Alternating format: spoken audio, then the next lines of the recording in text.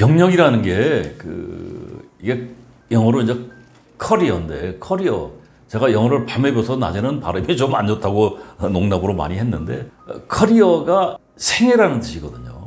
인생이라는 뜻이거든요. 그러니까 사람이 살면서 경험하는 학력이나 일 따위를 말한다. 이게 이제 사전적 정의예요. 이 경력이라는 게 이 경자가 진할경, 역자가 진할역이거든요. 지나오면서 겪었던 경험이나 학력 일 따위를 경력이라고 합니다. 그 경력을 다른 말로 직력이라고 하는데 직이 직분직, 력은 또 진할력이죠. 직업상의 경력을 직력이라고 합니다. 그러니까 직력이나 경력이나 이제 같은 의미라고 할 수 있죠. 그러니까 경력은 인생이다 이렇게 생각하시면 돼요. 지금 제가 말씀드리는 것은 이게 인생은 세 가지 없는 게 있다고 제가 전에 말씀드렸는데 공짜 없습니다. 남한테 밥 사는 거 공짜가 아니거든요. 공짜는 없고 비밀은 없고 정답은 없습니다. 이거 명심하셔야 돼요. 비밀이 없다는 얘기는 무슨 얘기냐면 우리가 직장 생활을 하거나 사람들과의 관계에서 가장 힘든 게 인간관계라고 하는데 이 한국 사람들이 가장 잘못하는 게 뭐냐면 비밀이 없다는 걸 모르는 것 같아요. 우리나라의 인간관계에서의 가장 많이 통용되는 게 뒷담화거든. 뒷담화 하는 사람들 끝이 안 좋아요. 그래서 제가 말씀드리는 게 정답이 없습니다. 그런데 여러분이 여기서 이제 솔루션을 찾아가셔야 돼요. 그래서 지금 오늘 말씀드리고자 하는 게 경력개발, 경력관리. 이게 퇴사, 이직, 여러분이 어떻게 인생 3막.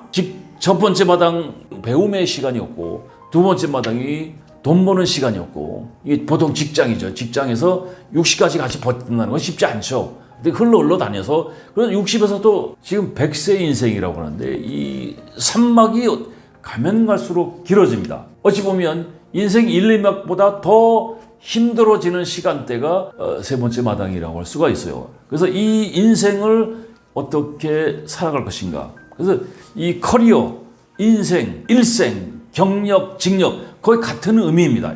말만 바꿔놓은 거지. 제가 보기에는. 그래서 인생에는 살아가는 데는 중요한 게 삶의 지혜가 절대적으로 필요하거든요. 그 지혜를 갖고 있는 사람을 만났을 때 그 사람이 멘토가 될 수가 있어요. 멘토를 많이 갖고 있는 사람은 살아가는 삶의 지혜를 얻을 수가 있죠. 그런데 여기서 이 멘토라는 건 나보다 나이가 많이 먹은 사람을 멘토라고 생각하시면 큰 오산입니다. 요새는 그 기업에서 리버스 멘토링이라는 기업 문화 제도가 있어요. 임원들이 이게 쉽게 얘기해서 공부 잘 안 하거든요. 옛날에 사고 가지고 그대로 혼자 일을 하는 대다수 사람들인데 그 컴퓨터 하나 제대로 못 만지는 사람 많습니다. 근데 젊은 친구들은 SNS 가지고 그 휴대폰 하나 가지고 하루를 놀 수가 있는 사람들인데 그 사람들은 휴대폰 가지고 하루를 못 놀아요. 그 젊은 친구들은 휴대폰에서 젊은 친구 아니고 중학교만 다녀도 휴대폰에서 세상과 대화를 하는 친구들이거든.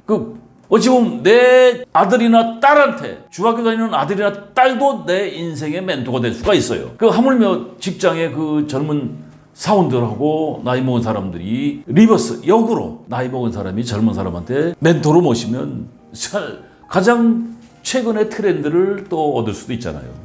그래서 지혜는 학교뿐만이 아니라 어디에서든지 누구에게서나 배울 수가 있습니다. 그래서 그런 커리어 관리를 어떻게 할 것인가. 제가 즐겨보는 프로그램이 TVN의 자연인이라는 프로그램이 있는데 저뿐만이 아니고 이 중년의 사람들이 토요일 일요일 집에서 자연인이라는 프로그램을 굉장히 즐겨본다라고 하더라고요. 그 사람들이 보통 혼자서 산속에서 집을 짓고 사는데 개중에 그 집을 진짜 전문가들이 져놓은 것처럼 집을 잘 져놓은 사람도 있습니다. 저 아래서 지어온 것이 아니고 그 산에서 이렇게 나무를 자르고 있는 그대로를 가지고.